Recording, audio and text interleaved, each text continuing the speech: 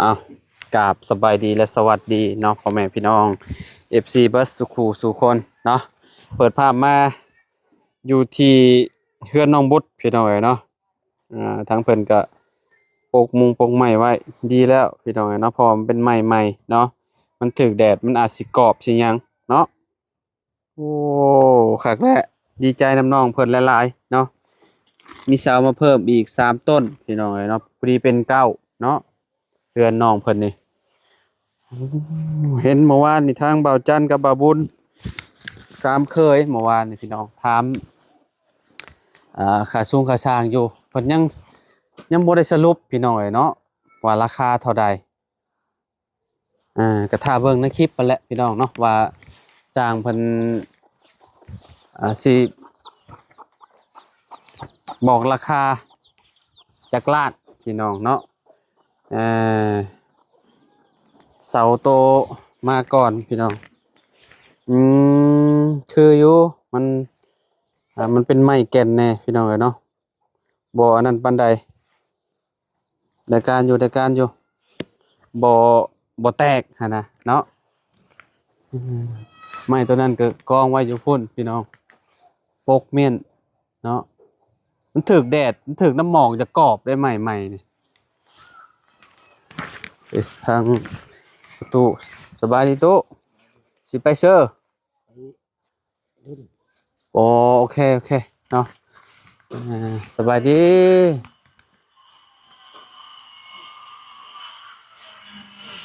อยู่นำกันมื้อนี้เนาะอ้าวขออนุญาตคนใดคนหนึ่งก็ได้เนาะโอ้บ่ลกถิ่มบ่แล้วบาดนี้เป็นอะไรน้องบุตรลูกทิมว่าสินั่นปลูกไม้โดยปลูกไม้ก็คือเก่าอ้ายว่ะมันห่มเด้มันห่มตัดเอาแล้วบ่ตัดแล้ว โอ้พี่น้องตัดกิ่งหน่อยมันเกี่ยวกันจะบ่กับผมมันเกี่ยวกันบ่น้องหัวฮะ อันทรูก็มันเป็นน้ำมากกว่าเขาว่าเนาะมันเค็มเนาะยันแบบว่ามันพวกขี้บุ้งขี้แบ่ยันมันเค็มแห้งแล้วก็ยันมันตายพี่น้องเอ้ยเนาะต้องหดคู่มือก็ได้เนาะเด้แต่หมักแตงบ่เห็นเป็นหยังซะมักแตงเขาต้องหดคู่มืออันนั้นมันสับมือหนึงเขาหดมือหนึงเขาบ่ได้หดเวลามันถึกน้ำมันบวมน้ำเนาะตายเนาะผักน้องก็คือกันมือหนึงหดมือหนึงจะหดคู่มือติน้ำลายมันแห้งหดมันอืมอันนี้เห็นเป็นหยังแสมันเริ่มเคี้ยวแล้วนี่เนาะอันเด้บ่เห็นว่าสิหย่อลงพี่น้องเอ้ยเนาะใส่พุ่นขี้แบ้นี่บัดมันเบิดนี่มันก็เซาเคี้ยวเนาะมันเป็นมิดบัดนี้ตอนเฮาหดน่ะมันสิเปียกแล้วมันก็สิซึมในลงในอันอ่หากมันนี่แหละพี่น้องเอ้ยเนาะคือบ่เก็บน่ะคือบ่เก็บคั่นน่ะผักบัวน่ะหย่อลงบ่เลยบ่คือบ่เก็บคั่นปลูกซื่อๆคือบ่เวไปลามีอาหารก็จึงเก็บมาใส่คือบ่ไปขายโอ้ใครสิซื้อฮะเขาบ่ซื้อบ่มีบ่คนซื้อเพราะว่าแต่ละเฮือนเขาก็เฮ็ดหุ่มคือกันมีแต่เขาขอกินนะเบิดให้เขาซื้อเขาบ่ซื้อแล้ว อืมคอมะขามอยู่ต้นพอดีเด้เนาะอยากกินชมนี่เอาไปกินชมพี่น้องเนาะเฮ้ต้นนี้บ่มันคือสูงแท้น้องสูงก็ขึ้นได้โอ้มันอยู่พวกเดียวๆนะเขาว่าเขาสิขึ้นก็ได้นะเขาสิขึ้นเนาะเด้อบ่เขาก็เคยขึ้นอยู่ต้นไม้ให้ค่อยขึ้นนี่ค่อยย่างค่ะตั้งแต่น้องเลยบัดซุมเจ้าอยากได้สาเหตุอะไรค่อยยากก็ค่อยให้น้องค่อยขึ้นแต่มค่อยบ่ค่อยมักก็ได้สูงค่อยมักต้องบ่สมัครตำหงบ่ต้องบ่ค่อยบ่ค่อยซื้ออันนั้นนำกับเจ้าขายบ่มันบ่ตัวแฮน่ะเป็นหมากอยู่บ่มีบ่หมากมันยังบ่มี แม่นบ่โดยมันยังเป็นหมากยังบ่ลายเนาะอยากกินตำเมี่ยงอยู่แซ่บๆตำเมี่ยงมันตัวแฮน่ะคักอยู่แล้วได้เมื่อวานนี่สร้างเพิ่นมาเบิ่งเพิ่นสรุปแบบใดเจ้าก็อยู่นำกันบ่เมื่อวานนี่อยู่แต่เขาประเมินบ่ได้แบบใดน้องระบาวของน้องหั่น บ่ได้มาเด้มันลูกน้องเขาผู้ที่เป็นนาบ่าวของน้องผู้ที่เป็นแบบหัวหน้ากลุ่มหัวหน้าเพจเทือนนั่นน่ะเขาบ่ได้มา บัดนี้ ไม่มาออนได้ยิงมาบ่ได้หรือเปล่า บ่มื้อนี้บ่ ได้ต้นไปอยู่ มื้อนี้บ่สรุป โดยวันนี้เราว่า เราจะเข้ามา โดย เอ่อเว้ากันอยู่กับอันชุมบ่าวบุญบ่าวจันทร์ว่ามื้อนี้ว่าสร้างสิมาเว้าราคาว่าราคาค่าสร้างว่าสิเท่าใดว่าเฮือนน้องบุตรนี่ก็สิเอาใหญ่เติบ ขนาดนี้น่าสิประมาณเฮือนน้องไม้บ่ แม่นบ่ แต่ว่าเฮือนน้องไม้นี่อยู่ในระหว่าง20กว่าล้าน22ล้านนี่แหละที่ชุมเฮาพากันจ้างมานะประมาณนี้แหละพี่น้องเอ้ยเนาะแต่อยู่นี่บ่ฮู้ว่าเพิ่นสิเอาเท่าใดเนาะ ในกันใหญ่เติม อยู่ในระหว่าง20ล้านนี่ก็น่าสิโอเคอยู่เนาะแต่จะบ่ฮู้ว่า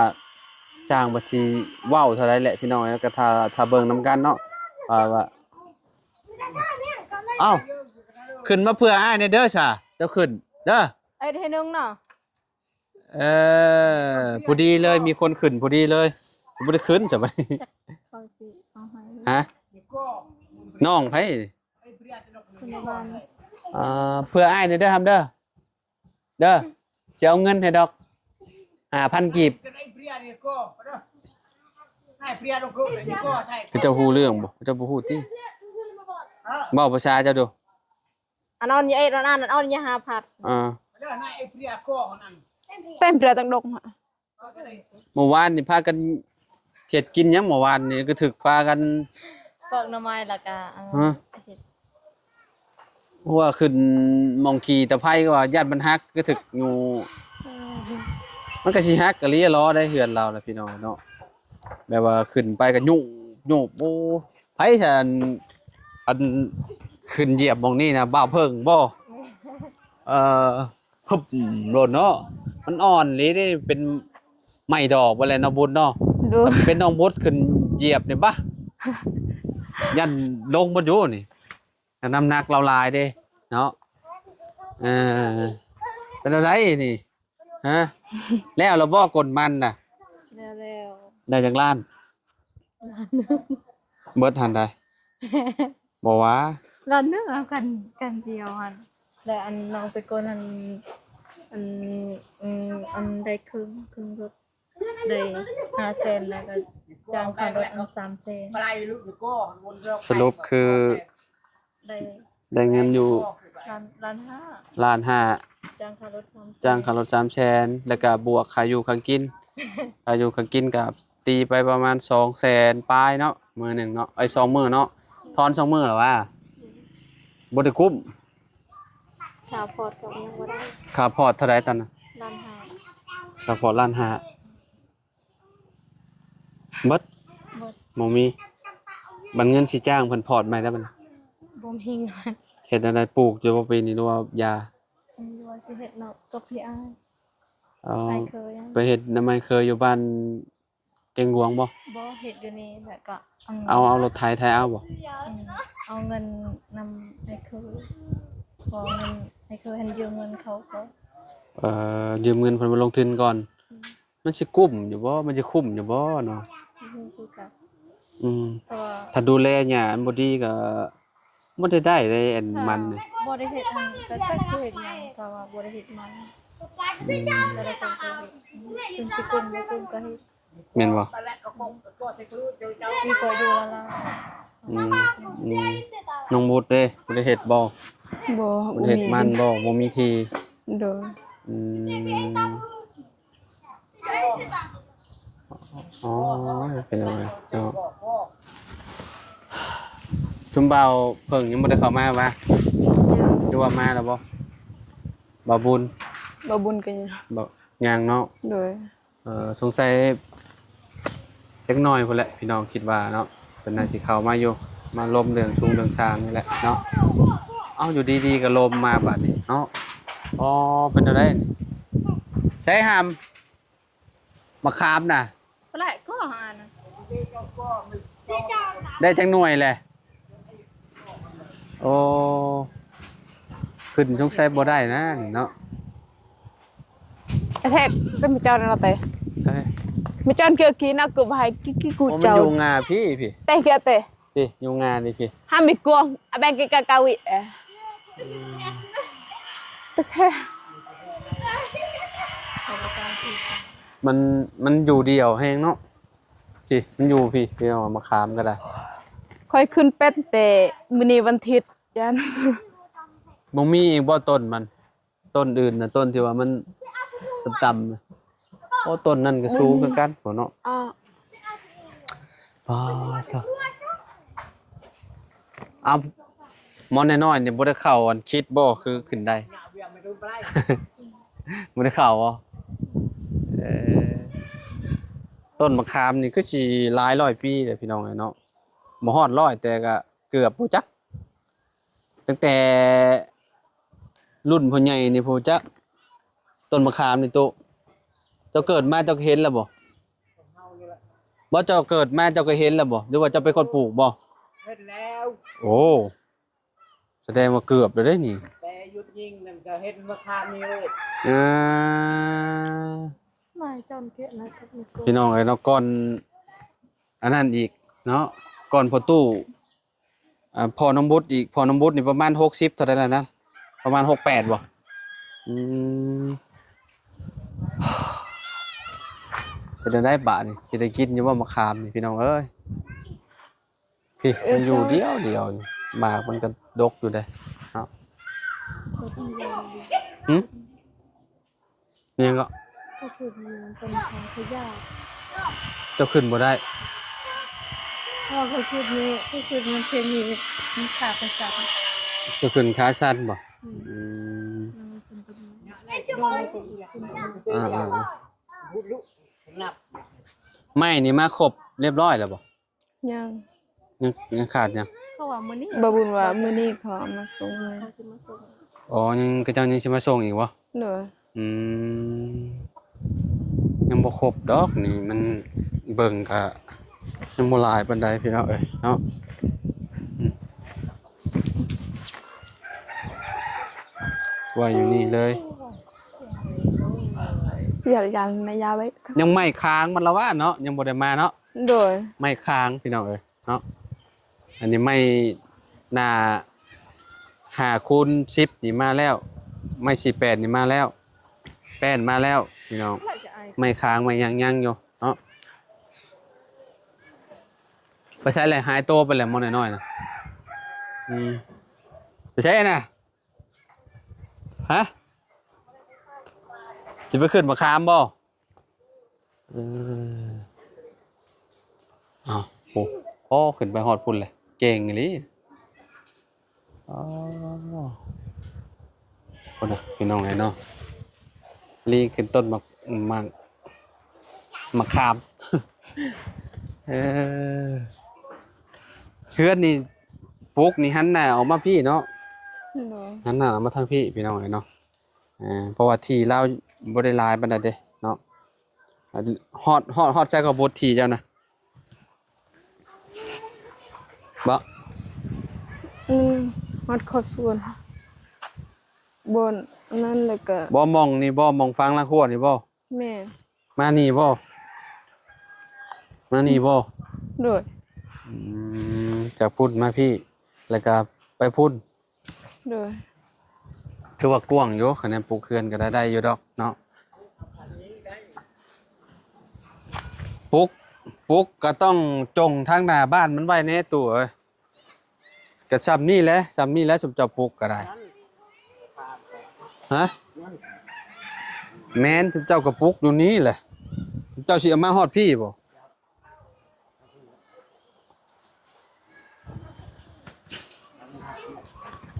หึ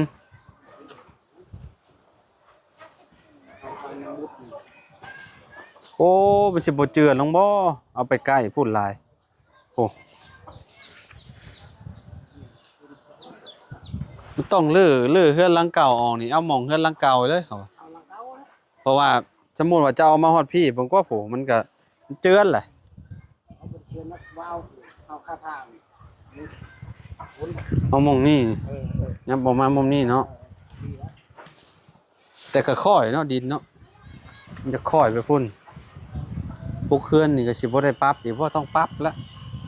เนาะ ต้องเอารถมา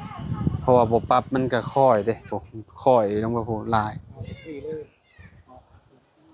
ต้องปรับลงอีกจักเล็กจักน้อยพี่น้องเอ้ยเนาะปรับใหม่แล้ว ต้องให้รถมาโพด แม่นแหละ โอ้นักดูนัก บริโภคนี่ก็สิตังแบบอย่าง มันตั้งบ่ได้คะแนนบ่เฮาขนาดอยู่นั่นนี่มันยังต่ำสูงเลยเนี่ยนี่ดินนี่มันบ่ได้เพียงอันนี้เจ้าเอาเข้าแม่นบ่ดิน บ่ ดินอันนี้ได้ ไม่ได้เข้าจะมันเกิด อ้าวแม่นบ่ เออ เจ้าตอนเจ้าปลูกเจ้าก็ปลูกใช่มันมีเลยบ่ แบบนี้เลย อ๋อเอาคิดว่าเจ้าเอาดินเขาถมเมียนจะบ่แม่นเนาะ แบบนี้เลย อืมเวลาฝนมานี่น้ำจากเฮือนน้องบุตรนี่ไหลลงเฮือนหลังนี้ เออเจ้า ไหลแล้วก็ไหลไปพุ่นพี่น้องเอ้ยเนาะเฮาต้องปรับหน้าดินให้มันได้เนาะปรับก็ปรับบ่หลายดอกนี่เพราะว่าดินเราเพียงอยู่ มันแค่มันค่อยลงไปนะหั่นน้อยหนึงเนาะ น่าจะบ่แพง เนาะน่าสิแพงปานใดดอกพี่น้อง แบบเขามาโพดเขามาเฮ็ดเวียกแค่นี้เขามาโพดจนมาให้เขามาโพด เนี่ยเขาปรับให้ติ แม่ก็ทำให้มันสิบ่แพงหรอกแต่ว่าเขา ไทย2-3รอบหนึงนะบ่ได้หลาย เขาตั้งใจมาโพดนี่ซื่อๆเขาอยากได้เพลง แม่นนอกจากเขาแบบมาแหละเขามาเฮ็ดอันนี้โดยเฉพาะก็เจ้าว่าแพงแล้วเขา ตอนนี้อันเขามาโพดส่วนเขาโพดส่วนมัน บ่ ตอนแรงเขาเฮ็ดแล้วเวียกเขาให้เขามาโพดนี่เลยเขาน่าจะ และค่าสรุปค่าสูงค่าสร้างได้ก็เนาะว่ามันสิเป็นจังได๋หั่นนะพี่น้องเอ้ยเนาะคันว่าค่าสร้างลงโตนี่ก็ทีมงานอาจสิจ้างเลยเนาะพี่น้องเพราะว่าเนาะค่าสร้างนี่แพงนี่ก็เนาะเพิ่นก็สิต้องหาเบิ่งอีกสร้างเนาะตอนนี้รุ่นอยู่พี่น้องเอ้ยอยู่ในระหว่างซาวนี่บ่รุดแหละพี่น้องเอ้ยเนาะเพอเฮือนเก่าต้นเด้เนาะจะว่าบ่กลัว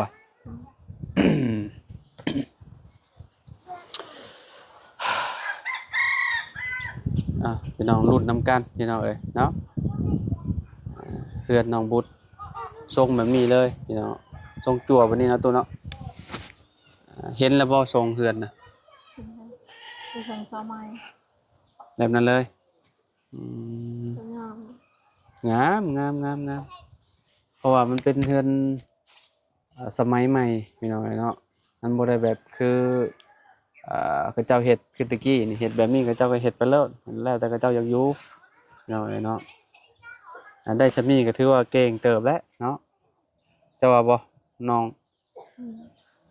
ได้บ่ใช้เด็กน้อยน่ะลงมาเลยใช้หามแล้วเบิ่งโดบ่ครับโอ้ยใช้โอ้หลายเติบมาใช้เอาให้อ้ายอันนี้บ่เจ้าสิไปกินเองบ่เอ้า จนกลัวติ เออพี่น้องเอ้ยเนาะ ไอ้ปริยากรนะ ไปใช่พี่น้องเอ้ยเนาะอยู่ดีมีแฮงบัดสุขุสุขคนเนาะขอบคุณหลายๆเด้อที่มารับชมคลิปเนาะมื้อนี้ก็แวะเวียนเข้ามาหาทางน้องบุษบาตากลมเพิ่นพี่น้องดนแล้วบ่ได้เข้ามาหาเพิ่นเนาะจักมื้อแล้วบุนี่หลายมื้อเติบแล้วเนาะมาก็นี่แหละเห็นไหมเห็นตอบเพิ่นมาแหละพี่น้องเอ้ยเนาะก็ยัง